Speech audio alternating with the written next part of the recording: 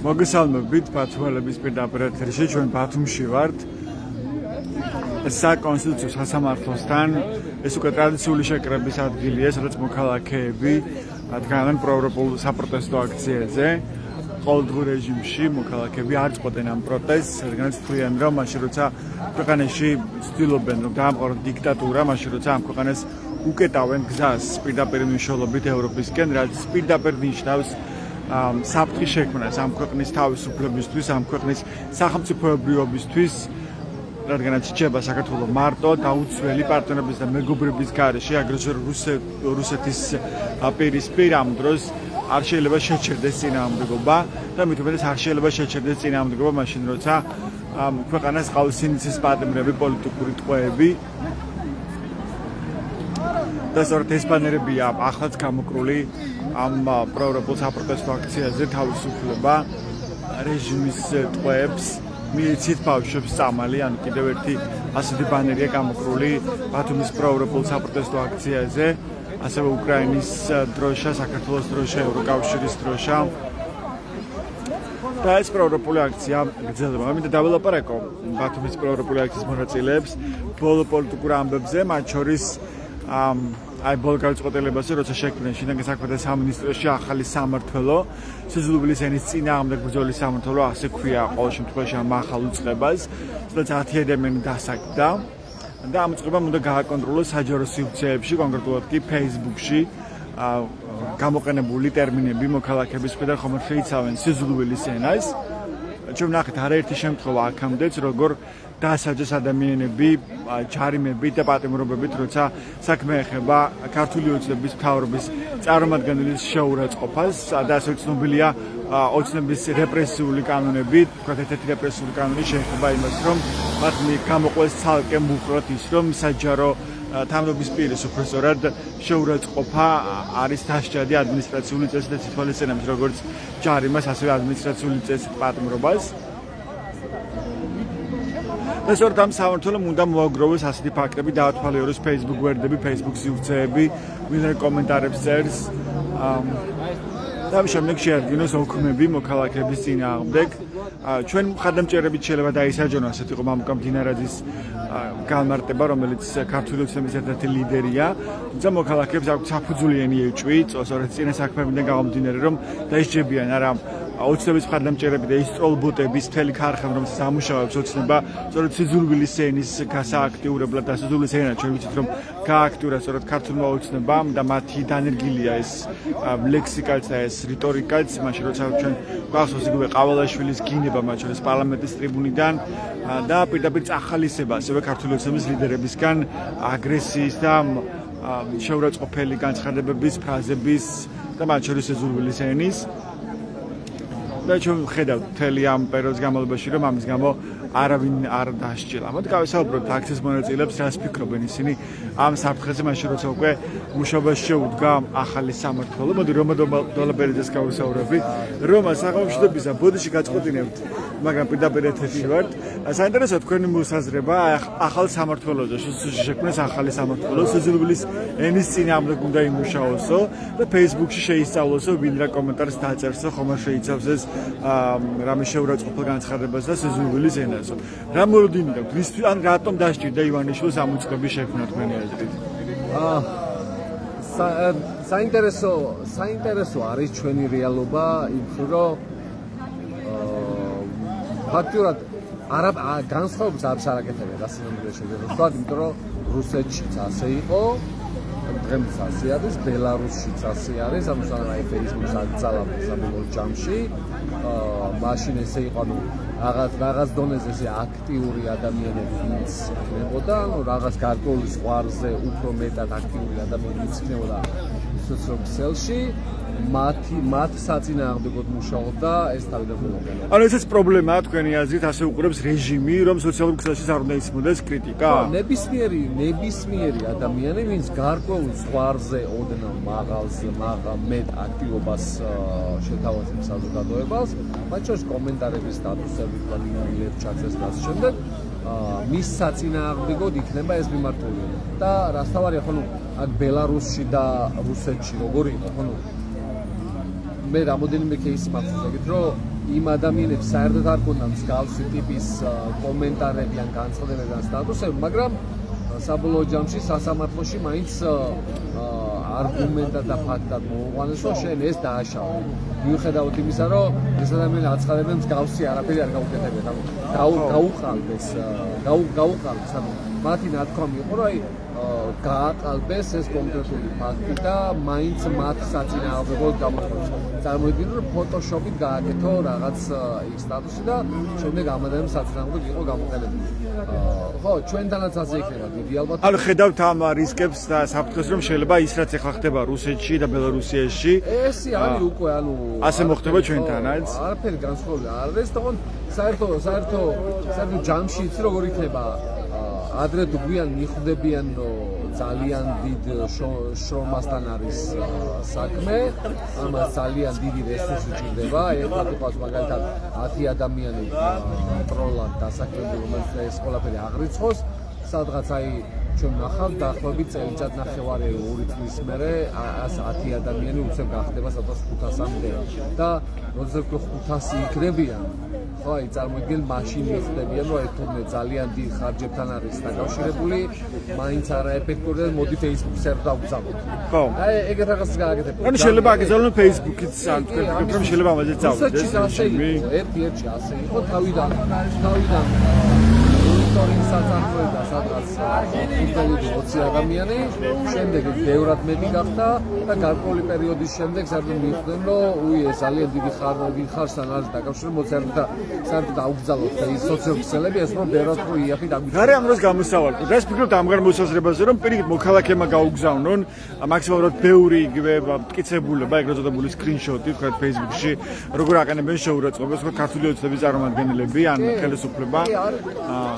არის გამოსავალი, მანდ მოითხოვონ რეაგირება. მანდ ძალიან მნიშვნელოვანი, მაგალითად აი ზუსტად იმ დღეს, როდესაც აიგრძალა და მეორე დღესაც კი, ანუ გუშინ სოციალურ ქსელებს უყურებდი, ბევრად უფრო მეტად შეურაცხყოფას აყენებდა და ის ადამიანები საერთოდ ხარს უჭერს ამ ასეთი რაღაცა კანტორის არსებობას და ისინი ბევრად უფრო სიძულვილის ელით იყვნენ მობილიზებული, ბევრად უფრო შეურაცხყოფელები იყვნენ და ბევრად შეტევას ახორციელებდნენ და საერთო ჯამში კი ჩვენ თუ ესე ავიღეთ, დავასკრინშოტებთ და გაუგზავნოთ როგორც ფაქტს, მაინც არაფერი შედეგი არ ექნება, იმიტომ რომ თავიდანვე ვახსენე ეგ საქმე, რომ კონკრეტულად ტარგეტირებული ადამიანი ვინც არის ამ მიმართულებით, რაღაც დონეზე უფრო მაღალ. ანუ მათი მიზანი რა არის ამ შემთხვევაში, რომ დემონსტრაციულად დასაჯონ კონკრეტული ადამიანები.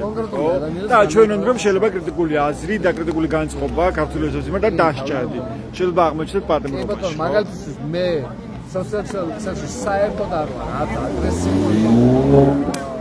ბევრად უფრო მე ასე მიმაშია რომ ბევრად უფრო გაწონასურებული ვარ, ბევრად უფრო კულტურული ვარ ამ მიმართულებით შესაბამისად მე არ ვარ ნეგატიურად, თუმცა რაღაც ზღვარს შემდეგ თუ მე უფრო მეტად აქტიური ვიქნები, იქ ადამიანები უფრო მეტად აქტიური, ჩემ ხრივ იქნება ვთქვათ, ჩემ საწინააღმდეგოდ იქნება გამოყენებული.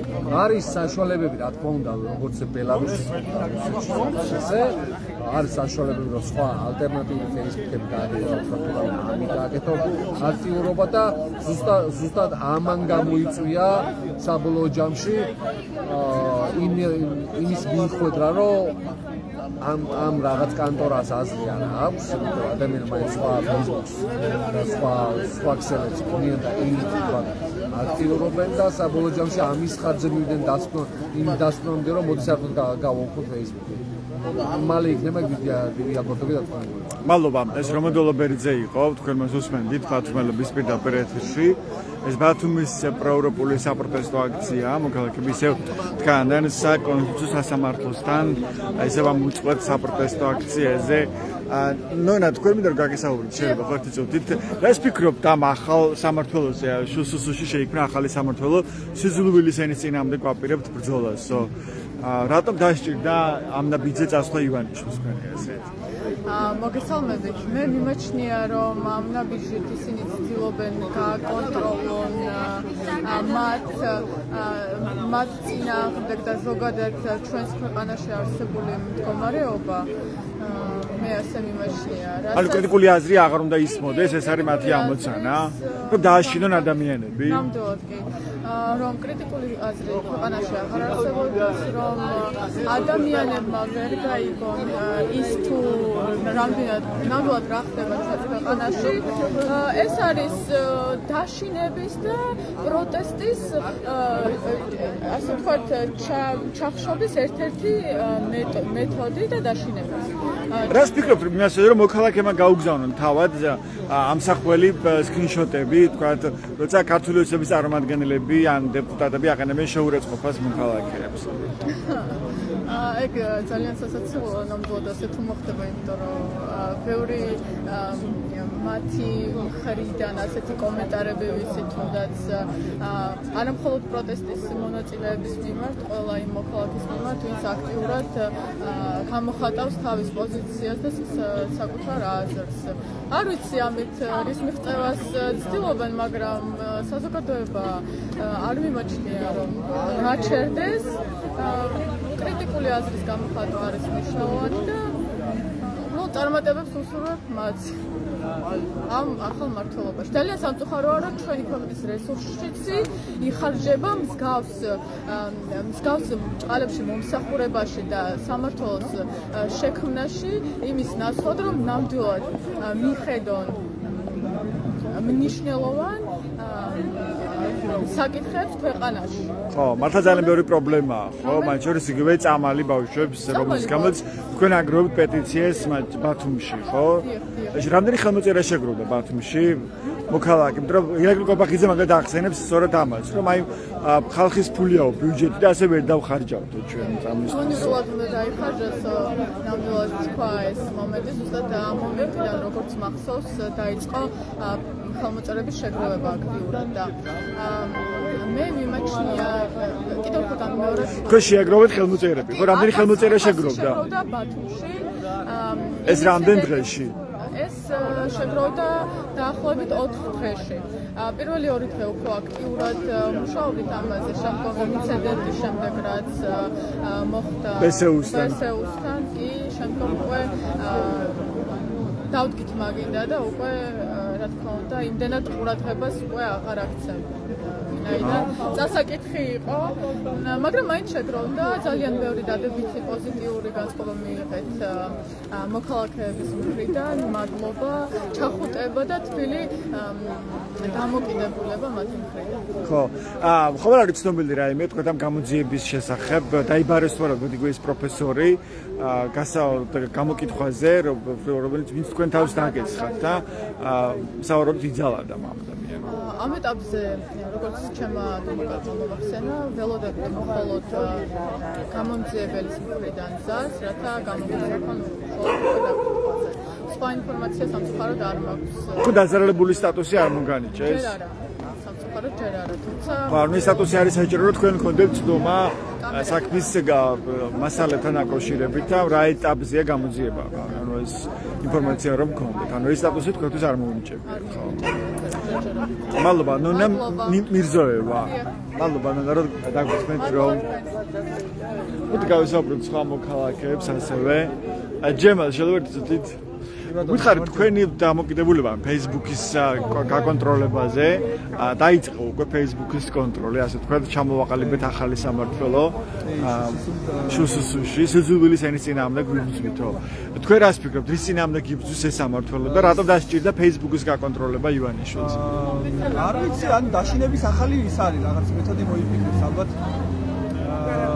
ის არ ყოფდით ეხლა, რასაც ატერორებენ და აწილდებენ ხალხს და ახალი მეტი კონტროლი რო იყოს რა და მე მგონია რომ ხალხი კიდევ უფრო ხვდება, ამით ხვდება რაზე არის სამცვლელი ეს რეჟიმი, მაგრამ ეს ბრაზი არავითარ შემთხვევაში არ უნდა იქნას გადამალული. ანუ მათ უნდათ რომ ეს ბრაზი დღეს სოციალურ ქსელშიც აღარ ჩანდეს. იმიტომ რომ ქუჩაში არ ჩანს ყოველში ისე რომ რაღაცა ხო, მათაც უნდა ძალიან შემოწუხებელი იყოს ოცნებისთვის. ანუ ეგ არ ამგონია იყოს მიზანი რომ აი სოციალურ ქსელში არ იყოს ყოფილი კომენტარები, მაგისგან ინტერნეტმა მარტივად შეუძლიათ, იმიტომ რომ იმდენი ტროლბოტები ყავთ რომ რა ვიცი. ხო, მაგრამ ერთია რომ ტროლბოტები არიან და ისინი ცდილობენ რომ გააშაონ კონკრეტული ადამიანი, მაგრამ მეორეა რომ ვიღაცამ შეიძლება მიეყენოს რაღაცა ბრაზი გამოხატოს, თქვათ ხელისუფლების მისამართით, ხო?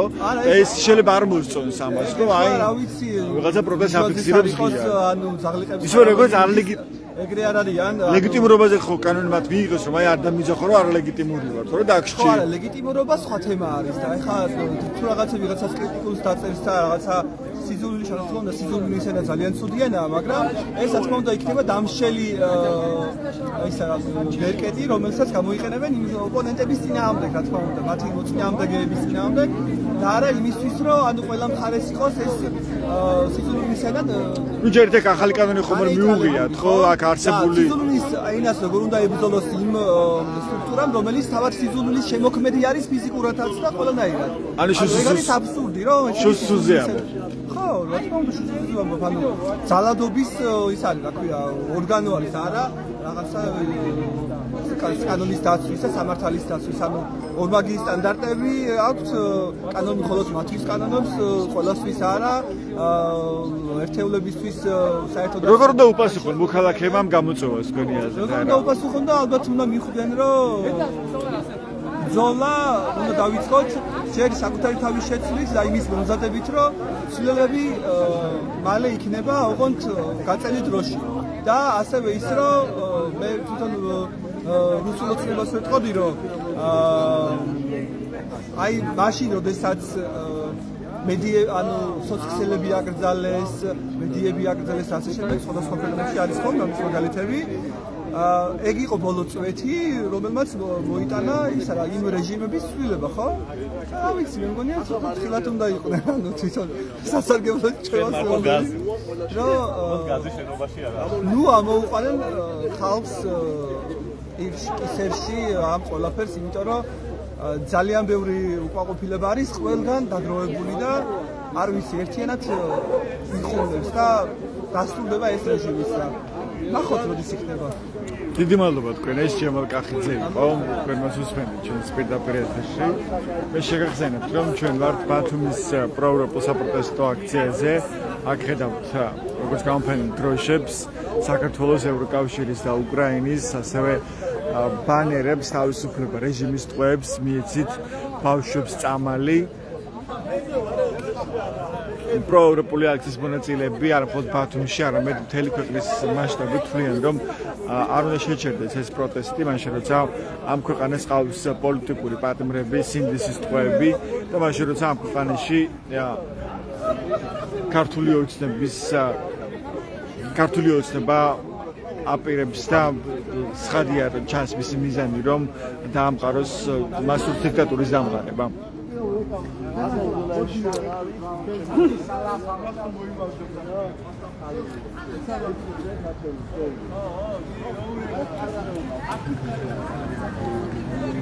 კიდევ ერთ მოქალაქეს გავესაუბრებ, ამ შემთხვევაში თავისუფლების მოედნის ერთ-ერთ ლიდერს გავესაუბრებ, აზა გაბუნიას. აზა, შეიძლება ერთი წუთით აზა გაბუნია თავისუფლების მოედნის ერთ-ერთი ლიდერი. საღამოშტობის აზა, დღეს ვესაუბრებით მოქალაქეებს Facebook-ის გაკონტროლებაზე, უკვე ამოქმედდა ახალი სამმართველო შუსუსუში. თქვენ დაკვირვებით, რატომ დასჭირდა ივანიშვილს Facebook-ის გაკონტროლება? მოგესალმებით, ვესაუბრებთ მსმენელს. ყველაფერი რაც ქვეყანაში ხდება არის იმისთვის, რომ იყოს კონტროლი საყოველთაო და ყველა ნაბიჯი ადამიანებს გაუკონტროლონ. ეს იქნება პროტესტში ჩართული ადამიანები თუ არა მხოლოდ ეს პოლიტიკოსები, სამოქალაქო სექტორი, აქტივისტები. მოკლედ უნდა ივანიშვილს საქართველოს ოცნებას, რომ ყველა დაეკვირდება მას და არავინ არ გაბედოს, რომ არ მოსწონდეს რეჟიმი, არ მოსწონდეს მმართველობა, არ მოსწონდეს ივანიშვილი, მისი მინისტრები, პრემიერები და ასე შემდეგ. ანუ ერთის მხრივ არის გაგრძელება იმისა, რაც აქამდე იყო, ის პოლიციური რეჟიმი, დიქტატურა რაც და ეს არის პრაქტიკა, რაც ხდებოდა რუსეთში, რაც ხდებოდა ბელორუსში, იგივე ხდება საქართველოში. საბოლოო ჯამში ალბათ მივალთ იქამდე, რომ ალბათ ინტერნეტი გაითიშება. ან Facebook-ი აგზავა საერთოდ ხო? ინტერნეტი გაითიშება, იმიტომ რომ ყველაფერს რაღაცა ფორმას მოუძებნიან, ხო? ეგ არის ვიცით, ნახეთ ეს ფილმი, ნანახი გვაქვს და ამის განმეორებაა უბრალოდ. ამას ერთვის ასევე ისიც, რომ ეს რაღაცა სიძრულის ენა, რომელსაც ქართული ოცნება ტირაჟირებს, რომ სიძრულის ენა უნდა აიგრძალოს. ბაჭეთა შეიძლება ჩვენი მხარდამჭერებიც დაისაჯონ, ამბობ დიდარაძე ამბობდა ბრიფინგზე. თუ ისინი იყენებენ სიძრულის ენას, დამაჯერებელია ეს, რომ იმუშავებს ასე ყველა მიმართულებით ეს ამბავი. მხარდამჭერებზე არ არის საუბარი, აქ საუბარია ქართული ოცნების პრეზიდენტზე, აქ საუბარია ქართული ოცნების პარლამენტარებზე, აქ საუბარია ქართული ოცნების საკრებულოს წევრებზე. ეს ადამიანები ყოველდღიურად იყენებენ სიძრულის ენას. რომ არაფერი ვთქვათ მათ ტროლებზე და ბოტებზე, რომლებიც ყოველდღიურად მოქალაქეებს აყენებენ გაუგონარ და შეურაცხყოფას მოქალაქეებს. ამიტომ შეუძლებელია გაუჭირდება ეს ქართულ ოცნებას, რომ სიძრულის ენა აღმოფხვრას. მე მივესალმები, მე თვითონაც არასოდეს ვიყენებ სიძრულის ენას, მივესალმები. რატომ არის საჭირო ცალკე უწყება შექმნა ამისთვის, ხო? სასამართლო უნდა განიხილოს ეს შემთხვევები. ხო, იმიტომ რომ რაღაცა სტრუქტურების შექმნას ხალხი დაასაქმოს და კიდევ ერთხელ დააშინოს მოქალაქეები, აბა ხმა მოიყე, აბა გაბედე დამწყევლე, აბა გაბედე შემაგინე, აბა გაბედე გადაბრუნებული სიტყვა ჩვენზე, ჩვენ დაგიჭირთ, იმიტომ რომ ყველგან ხალხს მომსმენები, დამსმენები, გამშუხებლები და რაღაცა ჩაშობის ინსტიტუტი და ასე შემდეგ. ხო, მაგრამ ეს ქართულ ოცნებას და არ უშვებს ეს ქართულ ოცნებას, იმიტომ რომ მათი დღეები არის დათვლილი. ხომ არ ერთგვარ გამოსავალი, თქვათ, რომ თავად მოქალაქეებმა გაუგზავნონ, თქვათ, მტკიცებულებები, ეგრეთ წოდებული სკრინშოტები მაგალითად, რაც ასახავს მათ შორის ქართული ოცნების ლიდერების თუ რიგითი წევრების შეურაცხყოფელ ლექსიკას და სიძულვილის ენას და ამით დაკავდეს მართლაც სამართლო მოთხოვონ რეაგირება ამაზე რას ფიქრობთ?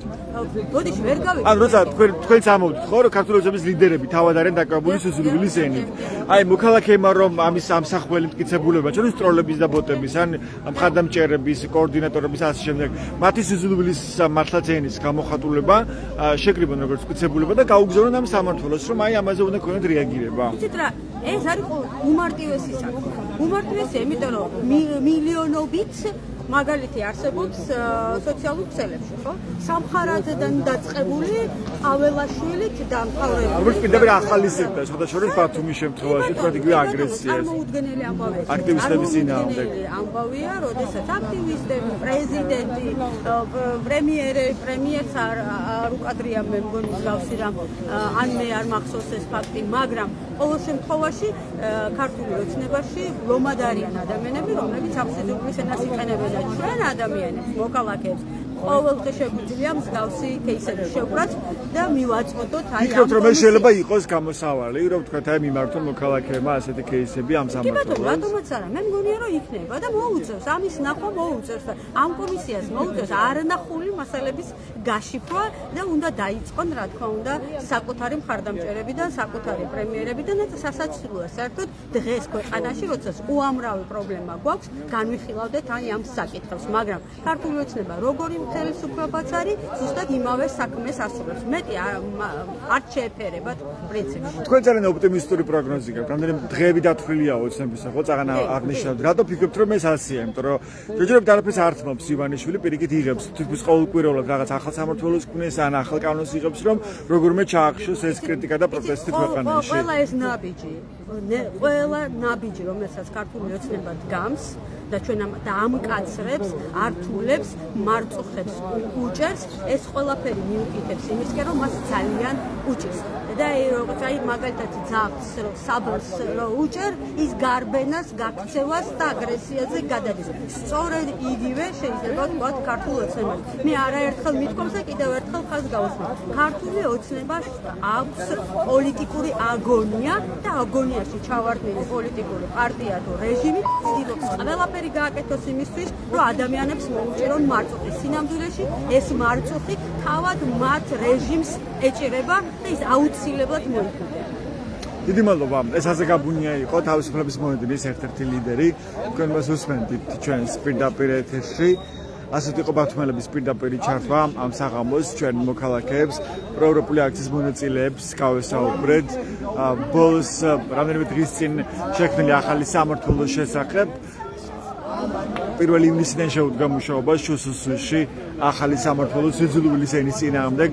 ასეთია ყოველ შემთხვევაში დეკლარირებულად მისი ოფიციალური მიზანი და ასევე გითხრეს რომ ისინი გააკონტროლებენ მათ შორის Facebook-ში ვინ რაც დაწერს და Facebook-ში დაწერილი კომენტარები და შეფასებები ხომ არ შეიცავს სიძულვილის ენას. მოქალაქეებს გააქვთ საფუძველი ეჭვი რომ ეს იქნება კიდევ ერთი რეპრესიული მექანიზმი ქართული ოცნების ხელში რომ მან ჩაახშოს პროტესტი ქვეყანაში და დემონსტრაციულად დასაჯოს რამდენიმე მოქალაქე რომ ამით სცადოს დაშინება წინააღმდეგობის მოძრაობის წევრების ვინც გამოხატავს კრიტიკულ აზრს ქვეყანაში მათ შორის დასაჯოს იმ ახალი კანონით რომელიც მიიღო ოცნების პარლამენტმა ადმინისტრაციულ სამართლებრივთა კოდექსში რომელიც ითვალისწინებს თანამდებობის პირების შეურაცხყოფას და სწორედ ეს კანონი მაგალითად ითვალისწინებს როგორც ჯარიმას, ასევე ადმინისტრაციული წესით პატიმრობას. თუმცა მაგალითად აზეგაბუნია ახლა ერთ-ერთი მონაწილე ამ აქციისა გვიყვებოდა იმაზე რომ ეს მიანიშნებს არა იმაზე რომ თავის კარგად გრძნობს ივანიშვილი და მას გამოსცეს დიქტატურის დამყარება, არამედ პირიქით იმაზე მიანიშნებს რომ მას არ გამოსცეს დიქტატურის დამყარება ამ ქვეყანაში, მიუხედავად ასეთი მრავალწლიანი და აქტიური მცდელობებისა ივანიშვილის მთავრობის მხრიდან რომ მან დაამყაროს დიქტატურა ქვეყანაში და რეპრესულ კანონზე იღებს არსებობენ სინდისის პატიმრები, ამის მიუხედავად მაინც ვერ ჩაკლა მან პროტესტი ამ ქვეყანაში და წინააღმდეგობა ისევ აქტიურ ფორმაში არსებობს ქვეყანაში და არა მარტო ბათუმში, არამედ მთლიანად ქვეყანაში დღეს ისმის პროტესტის ხმა, რომელიც მთავარი გზავნილისა თავისუფლებას ინისის პატიმრებს და ის რომ ეს ამ ადამიანები მოქალაქეები ამ ქვეყანაში არ დაუშვებენ თავისუფლების დაკარგვას, სწორედ ამას ნიშნავს ევროინტეგრაციის შეჩერება, რაც გააკეთა ქართულმა ოცნებამ. თქვენიცით რომ ეს საპროტესტო ტალღა დაიწყო ქვეყანაში 2024 წლის 28 ნოემბერს, მას შემდეგ როცა ქართულმა ოცნებამ გითხრა პრაქტიკულად ევროინტეგრაციის შეჩერების შესახებ. ჩვენ მოვისმინეთ ირაკლი კობახიძის ოფიციალურ განმარტება, რომ ევროკავშირში გაწერილების შესახებ მოლაპარაკებები არის განვითარებული 2028 წლამდე, სწორედ ეს განცხადება აღმოჩნდა კრიტიკულად მიუღებელი საზოგადოებისთვის საქართველოში, მას შემდეგ ყოველდღიურ რეჟიმში იმართება საპროტესტო აქციები და არ ცხრება მოქალაქეების პროტესტი. ასეთი იყო დღეს ბათუმის პროევროპული აქციის გზავნილები. ესმერეთ ჩვენს ვებგვერდებს ბათუმელები G და ნეტგაზეთი G, რომ მიიღოთ განახლებული და სანდო ინფორმაცია. მადლობა ყურადღებისთვის, დროებით.